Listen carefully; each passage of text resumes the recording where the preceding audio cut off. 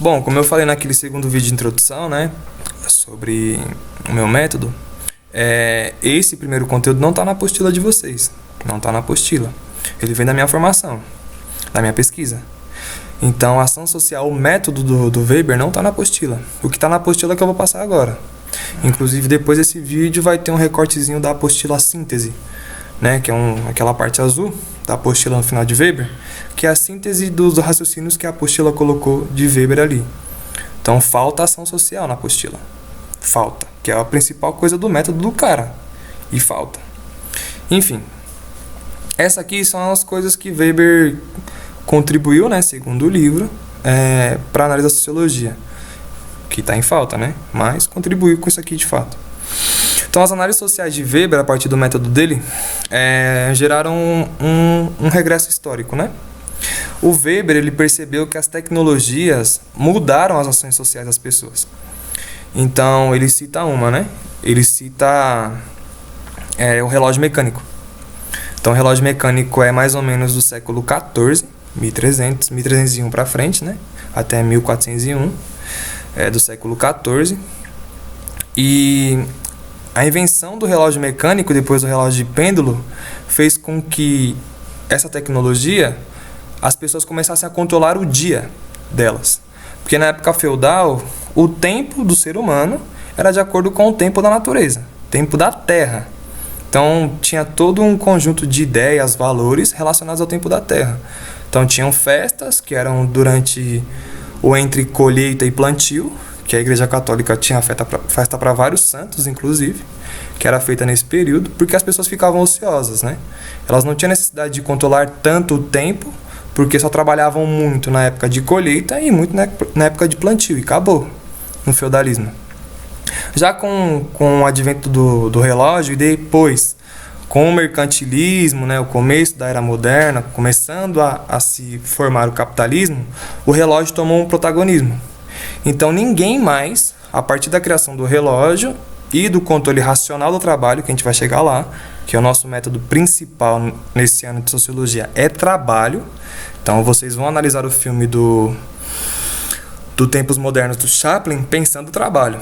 Pensando o trabalho no filme com Weber, pensando ou com Durkheim, ou pensando com Marx, o filme, mas pensando o trabalho. Então o relógio ele toma uma dinâmica fundamental, tanto que hoje nós dormimos já colocando um despertador para o dia seguinte, controlando a hora. Nós temos hora para entrar, hora para sair, nós temos hora para comer, nós temos horas para ir no banheiro.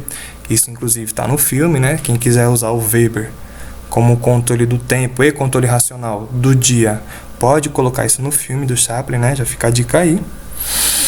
E as tecnologias, ele argumenta, inclusive na raiz histórica, que geraram uma puta fascinação, né? Perdão a palavra, né? Geraram uma fascinação gigantesca, ao mesmo tempo que geraram desconfiança.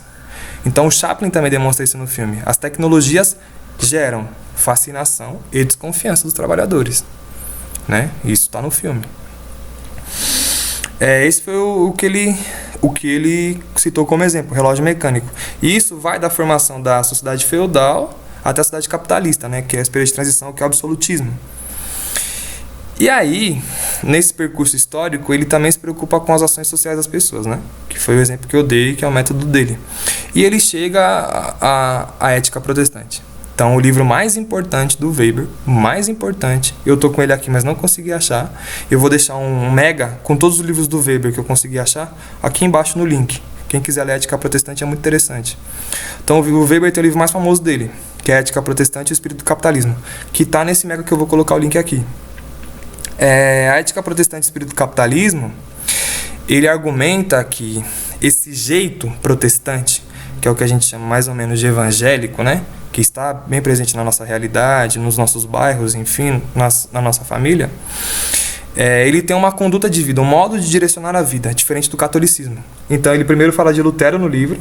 Então, ele fala do Lutero em relação à vocação. Isso não está na apostila de vocês. O Lutero falava que determinadas pessoas nascem com determinadas vocações. Vocês já escutaram esse discurso, que o jovem tem que buscar sua vocação na vida, assim vai. Isso não é uma ideia que sempre existiu, isso é uma ideia criada por Lutero. Então Lutero dizia que existem vocações para a vida. Então a vocação para pastor, a vocação para isso, a vocação para falar, a vocação para professor e assim vai, né? Então esse é Lutero. Mas o Weber argumenta que o modo de conduzir a vida calvinista, que é a mesma coisa que puritano, que é o Calvino, concorda com Lutero, mas faz algumas outras afirmações. O modo de conduzir a vida calvinista é o que é a base fundamental do capitalismo. O Weber fala da vocação em Lutero, primeiro no livro, depois se atenta totalmente ao calvinismo. Depois ele fala inclusive do Franklin, Benjamin Franklin dos Estados Unidos. Isso também não está na apostila de vocês. O Benjamin Franklin dá várias dicas de como fazer negócio, de como se comportar no dia a dia, assim vai. O calvinismo, que é o comportamento puritano, ele fala da predestinação. Então, segundo o calvinismo, algumas pessoas são predestinadas a algo. E essas pessoas predestinadas, elas podem ser predestinadas ao sucesso, como podem ser predestinadas ao fracasso. Então, isso também é uma criação, uma ideia de criação, que vem, de fato, né, numa leitura da Bíblia, e que tem lá uma influência de Santo Agostinho, o livre-arbítrio, blá, blá, blá. Mas, enfim, não vamos voltar tanto. A predestinação digamos, a principal explicação hoje para falar sobre o capitalista. Então, nossa, eu sempre vi isso em você, eu sempre sabia que você ia longe, parece que você nasceu com isso. Predestinação, uma ideia calvinista.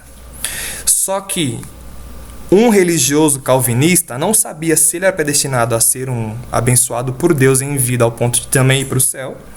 Então ele tinha que garantir que vai para o céu. Ele garante com condutas diárias. Então o puritanismo ele tem uma forte disciplina na religião. Então o puritano tem que dormir tarde, acordar muito cedo e trabalhar muito. Então essas são as condutas mínimas de um calvinista, de um puritano. Esse tipo de conduta, dormir tarde, acordar muito cedo, trabalhar muito, é o que para Weber favorece o começo do capitalismo. Porque além disso, além de trabalhar muito, um puritano tem o direito, né, segundo seu sistema moral, de acumular. Se ele acumula, ele se torna um rico, um abençoado por Deus. Ele é bem visto do ponto de vista religioso, da comunidade dele. Todo esse conjunto de rotina de ideias do puritanismo, do calvinismo, favorecem, segundo Weber, o nascimento do capitalismo. Por isso aqui Weber fala que não é o catolicismo uma religião típica do capitalismo. Não é o taoísmo, que ele também escreveu, típica do capitalismo. Não é o budismo típico do capitalismo. Só o protestantismo é uma religião típica do capitalismo. Ela nasce no momento em que a humanidade está começando a desenvolver um modo de produção capitalista. Então ele precisa de um conjunto de ações sociais, de valores, de ética, de moral, inclusive a religiosa. Então, para Weber, o comportamento protestante, Lutero e Calvino, é o que favorece o nascimento do capitalismo. Favorece. Segundo, isso é o mais interessante, essa obra mais interessante do Weber. Esse conjunto de condutas diárias dos calvinistas, dos puritanos, é o que favorece o acúmulo de riqueza e um comportamento do trabalhador. No texto, inclusive, ele faz comparações com os católicos. Ele fala sobre uma empresa na Alemanha e uma empresa na França. A empresa na Alemanha, o trabalhador, se ele tinha mais tempo livre, né, o protestante, ele produzia mais. Ele coloca isso na ética protestante. Já na católica, se ele tinha uma meta, ele só chegava na meta e depois parava. Ele não produzia mais. Então, o católico tem um comportamento de acordo com o seu conjunto moral de regras, né, de ação social, diferente do puritano, do protestante, que tem outra conduta de acúmulo, de mais trabalho, que é o que motiva o capitalismo. Show? Eu vou deixar aqui embaixo se vocês quiserem ler. Eu indico muito. Inclusive, assistam vídeos. Eu vou colocar um vídeo de um professor também universitário aqui embaixo. 4 mudanças do trabalho no capitalismo, que é o nosso foco, segundo Weber. Tempo diário controlado, que é o exemplo do relógio. Então, o dia é controlado com horas. Isso é um advento do capitalismo e da tecnologia. Novas invenções e máquinas. Ciência, e aí eu vou chegar a falar disso agora no finalzinho. Ciência como principal condutor da vida no capitalismo. E aí eu já vou falar disso. Contrato de trabalho, que é o que para Weber favorece muito a uma relação boa de produção, né? Por Weber, como eu disse em aula, ele não é um crítico forte do capitalismo, nem ele nem Durkheim, só Marx é. Ele tem lá umas críticas à burocracia, mas não é críticas fortes, que é as críticas da jaula de aço, quem quiser pesquisar. Mas não são críticas fortes. Eu vou passar um pouquinho de 10 minutos esse vídeo. Contrato de trabalho gera uma relação livre entre empregado e empregador, para Weber, e isso favorece a produtividade do trabalho, do que na época feudal, que era controlado por divisão moral, religiosa. Um rei era rei porque Deus quis, e o seu vassalo, né, que é a pessoa que mora no feudo, está submetido a ele por tradição e costume de ter nascido ali embaixo. Então ele não é livre, ele tem que ser subordinado a um soberano porque nasceu camponês. E whatever. Assim é. Já para o Weber, o contrato de trabalho favorece. É um processo mais livre de produção. Então, o contrato de trabalho pode ser quebrado tanto pelo empregado, se ele quiser, que é muito difícil, né? Ou pelo empregador. Então, para ele é uma relação de trabalho melhor. O capitalismo cria uma ética que motiva as pessoas à disciplina do trabalho. Que é o que eu já falei, a ética protestante, em especial. Tudo isso gera racionalidade moderna. Então, o que a apostila quis demonstrar para vocês é que a nossa sociedade é extremamente racional. Do tempo até a conduta religiosa, até o contrato de trabalho e até as invenções. Tudo é feito com muita racionalidade. Muita racionalidade. Muita racionalidade. Então, o que a apostila quis demonstrar para vocês, né, que não foi tão completo de Weber, é que a nossa sociedade é fortemente racional, fortemente planejada para fins. Lembram da última ação social? Da penúltima ação social? Então, é isso que a apostila queria chegar em vocês, que é a base da nossa sociedade. Só que essa racionalidade da realidade, ela gera um desencanto do mundo, que é positivo segundo Weber, que é o livro dele sobre a ciência como vocação. Tem o livro A Política como Vocação e o livro A Ciência como Vocação.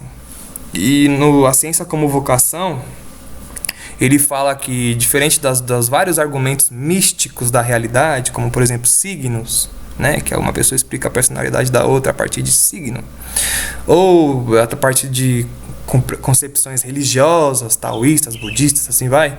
O que a nossa sociedade faz é explicar de forma racional. E explicando as pessoas, a sociedade, a natureza, o espaço, tudo de forma racional, isso gera um desencanto com o mundo. Só que esse desencanto não é tão negativo. O Weber não coloca o desencanto do mundo como negativo. Ele coloca como algo... Não é que não é um maniqueísmo, né? Eu não posso falar que é legal, mas enfim, ele coloca algo como legal. Porque faz o ser humano conseguir entender o porquê, o para quê e o para onde das coisas. Então a racionalidade favorece um desencanto do mundo, que é positivo, mas que gera problemas, que é a burocracia. Outro livro dele, que é onde ele cita o exemplo da jaula de aço.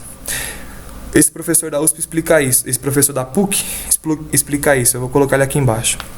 E ele vai explicar muito bem essas críticas do Weber, algumas críticas que ele tem ao capitalismo, que é a burocracia, na verdade. Tudo bem? Então eu espero que tenham feito a anotação, espero que tenham gostado desse vídeo. Se não der para publicar no YouTube, eu vou publicar esse vídeo como link e vou colocar no Google Drive, e aí vocês conseguem assistir também. Show? Então era isso, Max Weber, faço as anotações. Depois, agora no último vídeo, eu vou explicar os três juntos: Marx, Durkheim e Weber. Shows.